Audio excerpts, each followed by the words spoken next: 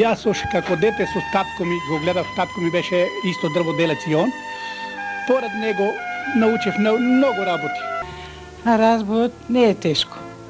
Прво се насновува, вода се наснове, па после ќе го навиткаш на кросното на тоа, па ќе се уведе уништелките, па убрдо и тука ќе го наврзиш да се заткае.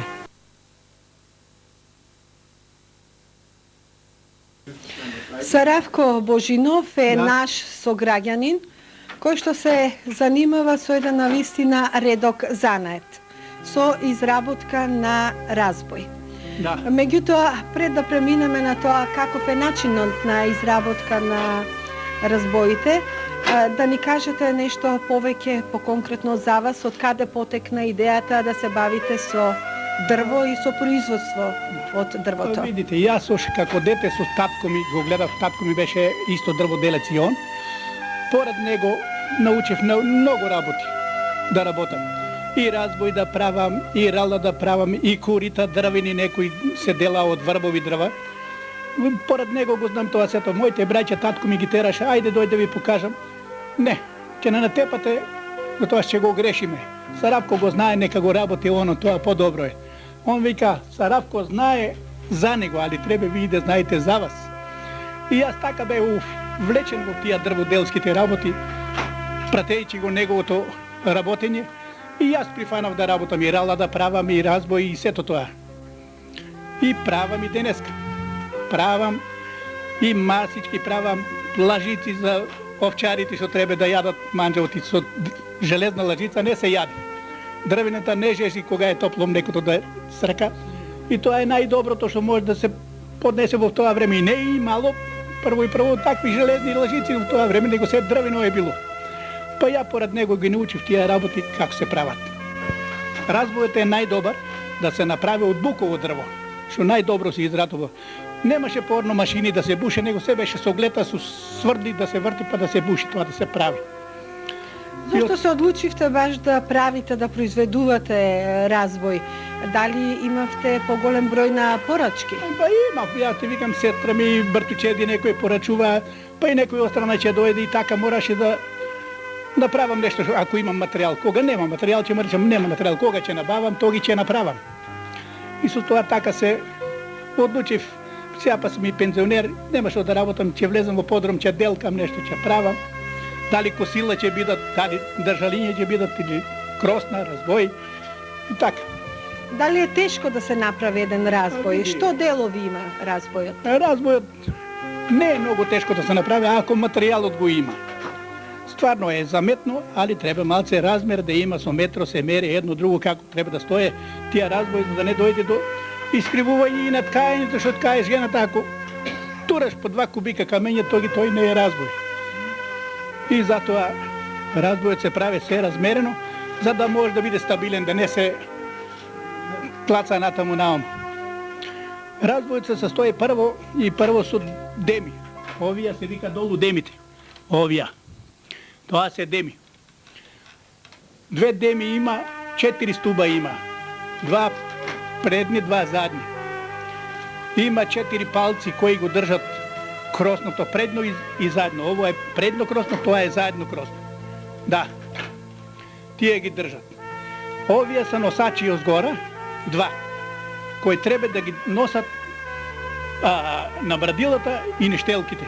Ова се на брадила, на него се поврзани за да ги носе да може да се работи. А ова се ништелките. Овде има шкрипци.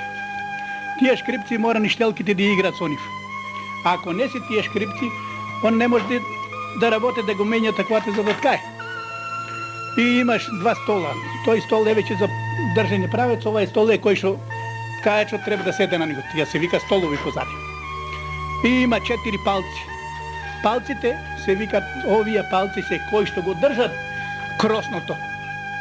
И едната и другата страна кросното, кој што го држат, и таму има на задното кросно па 2 палци, за да го држе правецот, кој треба да се изработува преѓата и ткањето да биде од најубавото.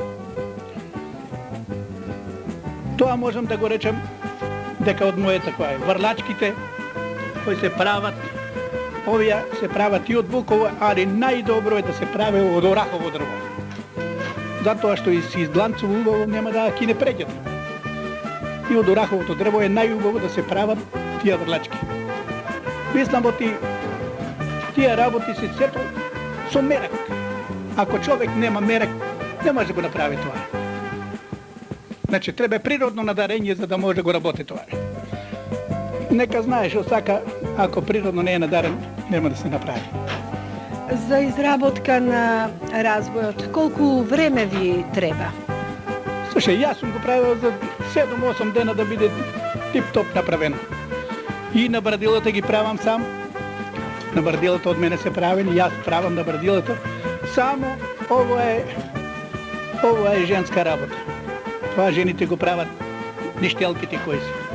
Тие два цапа се викат, кои што отварат устата на предјата за да се ткае. Тоа е предни и задни цап. Цапови се викат тие. И тоа викам, за една недела ја можам да направам разбој да биде тип-топ, да може да се работи на него. Дали овој занает го наследивте само од вашиот татко, или пак и се усовршувавте некаде? Не, ја занаетот ми е токму може да речем дека од татко ми. Затоа што работејќи ја неговата така и пратејќи ја неговата работа, јас сванав што треба да направам. А иначе ја како мајстор работев во дрвниот комбинат. Во дрвни комбинат работев во пилана. И таму бе еден од најдобрите мајстори што биче в граѓа. И бе похвалуван многу пати, кој што стварно оно што сум го работил вредело да се добие награда за него. Дали вашиот татко некаде работеше или Не. исклучиво дома? Он си беше земјоделец. Земјоделец беше и ја поред него ќе праве работа, денеска ја ќе седам до него и ќе помагам. Дај тоа изработи го, дај ова изработи го, ја ќе го работам. Ако не чини, ќе ме рече тука не чини, таму чини. Ја морам тоа да го прифанам како такво, да видам од татко ми каква полука ми дава, а после самиот ќе констатирам дали е по-добро или не. Ко ќе видам дека е добро, јас се прилагодам на неговата работа. Бидејќи сега во овие модерни современи времиња некако разбојот и ткаењето е неприфатливо од овие млади. Дали имате порачка за некој разбој? Сега моментално нема. Али разбојот, порано без разбојот не се е можело. Сега има се машини ткаат, машини предат, машини плетат. И овие жени сега, овие момент, може да речем едноставно, леп не знаат да месат, ќе одат, ќе чекат таму на продавница да земе. И ако има брашно дома да си направен баник или виткалник, зелник да си направи, те вика по-добро да си купам него да се мача. При демонстрирањето на разбојот и на работата со него ни помага нашата домакинка, тетка Лена Богева. Добар ден, тетка Лена, како сте? Добри сме. Еве, додека со мајсторот Царавко разговаравме како се изработува и од што се изработува разбојот, вие цело време вредно работите и ткаете. Од каде го научивте овој занет? Па го научив од мајка ми. Она работеше многу вакви работи и ја покрај неа цело време пратам како она работи и јас си осванав од неа. И после и само си знам да го уредам и разбој и се. А разбојот не е тешко. Прво се насновува, вода се наснове, па после ќе го навиткаш на кросното на тоа, па ќе се уведе у ништелките, па убрдо и тука ќе го наврзиш да се заткае. Не е тоа тешко, можам ја и сама да си го наредам. Сега знам, а порано со помош на мајка ми, на постара, на сестра, на тетка, така сме го работеле тоа още од старо време. И ми останало у паметот. Имам мерак да ткавам и сега јас си ткавам. Еваат работа, ваа од сега е.